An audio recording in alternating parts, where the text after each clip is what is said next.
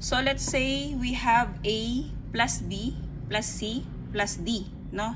May 4 inputs tayo. Okay, A, B, C, and D. Itong tatlo. Itong apat na to.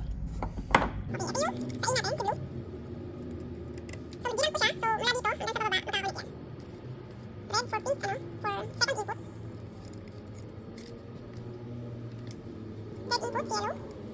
And then, yung last input natin is C, green. Okay. So, ang sequence niyan is 0, 0, 0, 0. Okay? Si green. Yung least, ito yung most. Si blue. Okay. First is si letter A. Si blue. Ikakabit natin siya or i-connect natin siya sa pin 1. Since ang ating boolean expression is A plus B plus C plus D. So, first is yung A at saka yung B yung kukunin nating connection. So, si blue and red. Okay? So, yan. Okay, in here, yung pin 3, ikinabit natin sa pin 4. Ito, pin 3, kinabit natin sa pin 4. Yung pin 3 natin, may output yan ng A and B. Ito, A and B. Okay? So, ikakabit natin ngayon or i-connect natin si C doon sa pin 5. Okay. Ang magiging output na nitong pin 6 is A plus B plus C. Kasi kinonect mo nga yung pin 4 kay pin, yung pin 3 kay pin 4. Okay? So, yan. Okay. So, sa pin 6, ayan, ang magiging output na niyan is A plus B plus C. Kasi nga, kinabit mo yung pin number 4 sa pin number 5. Ayan. So, yung magiging output nitong pin 6 is A plus B plus C. And then, yung output niyan, ikakabit mo naman sa input dun sa pin number 9. And then, the last term is yung D. So, ito yung green. Ikakabit mo naman siya sa pin 10. Okay? Ayan. So, ang magiging output na nito sa pin 8 is A plus B plus C plus D. Okay, lagyan natin ng bawat term or bawat output dun ng LED. Ito, lalagyan natin ng LED din dito.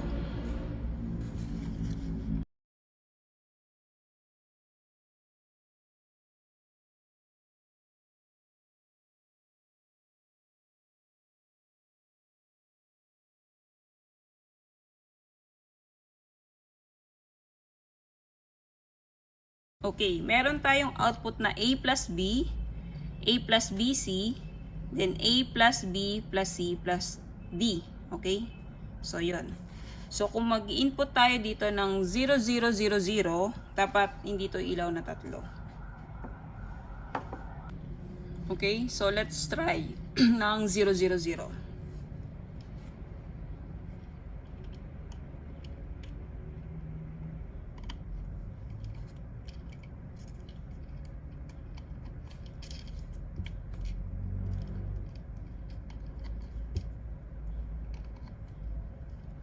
Okay, 0, 0, 0.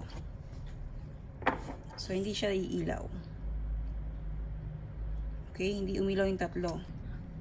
Let's say 0, 0, 1. 0, 0, 0, 1. Okay.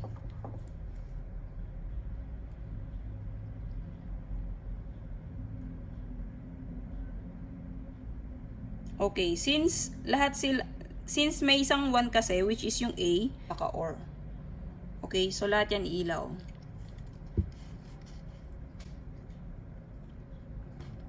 Let's say 0, 0, yung AB, then 1, 1, yung C and D. Okay, so, ang ating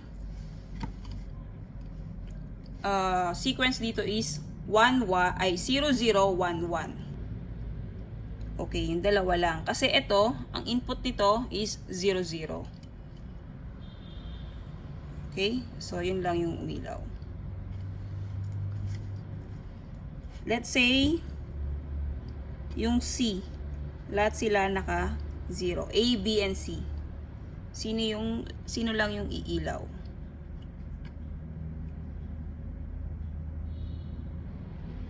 Okay, yung last lang, which is yung A, B, C, and D.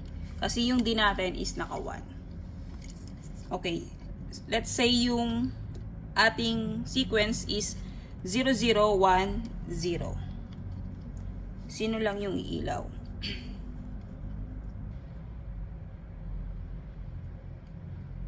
Okay.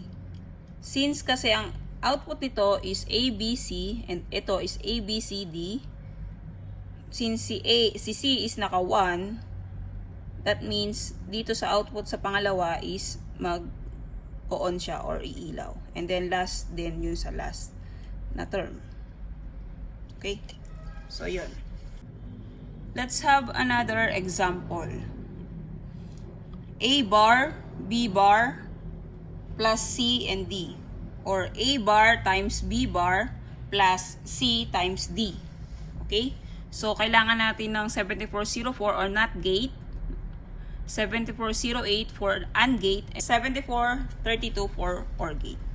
So, apat pa rin yung ating inputs, A, B, and C, and D. Okay, let's try yung A bar. Lalagay mo sa pin 1 ng NOT gate. And then yung output niyan, first pin ng AND gate. Pin 1.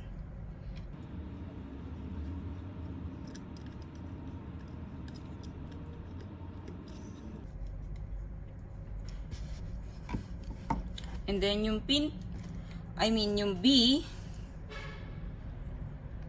ilalagay mo naman siya sa pin 3 ng 74LS04.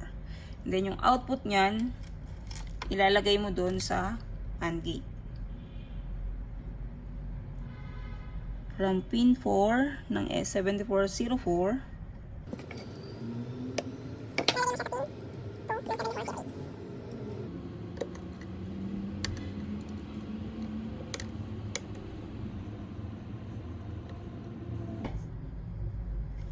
okay, ayan.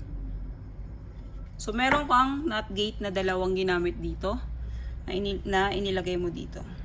Pin 3. And then, lagyan natin ng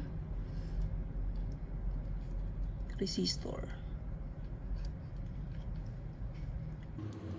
Okay, so meron ka ng first term, A bar, B bar. Now, yung sagot nun, na nasa pin 3, ilalagay natin siya doon sa OR gate. Kasi naka A bar, B bar plus, di ba? So, yung output nun, ilalagay mo sa pin 1. Okay? So, yun. Pin 1. Now, meron tayong next term, which is yung C and D, na naka-AND gate din. Okay, AND gate. Since wala siyang bar, lalagyan na lang natin siya sa AND gate. So, from here,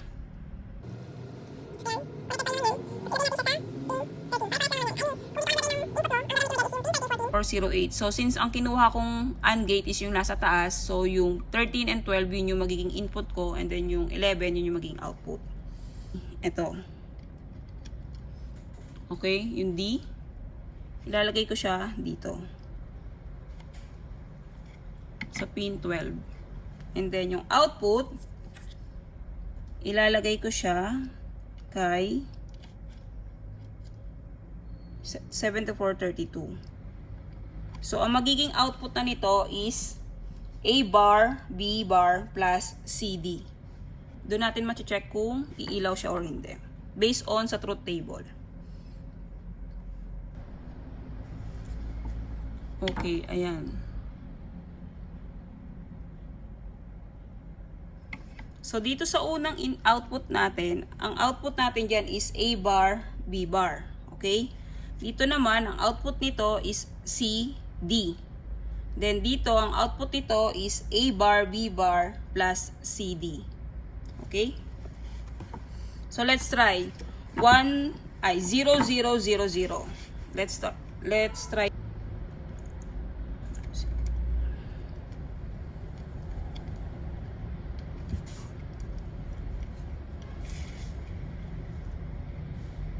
Okay, nilipat ko lang.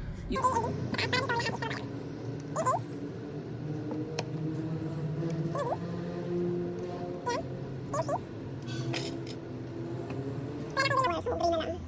And then, yellow. For Barbie. Okay.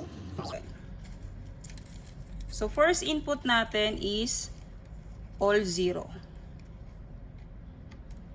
Okay. 0, 0, 0, 0. Sino lang kaya ang iilaw dyan sa tingin nyo?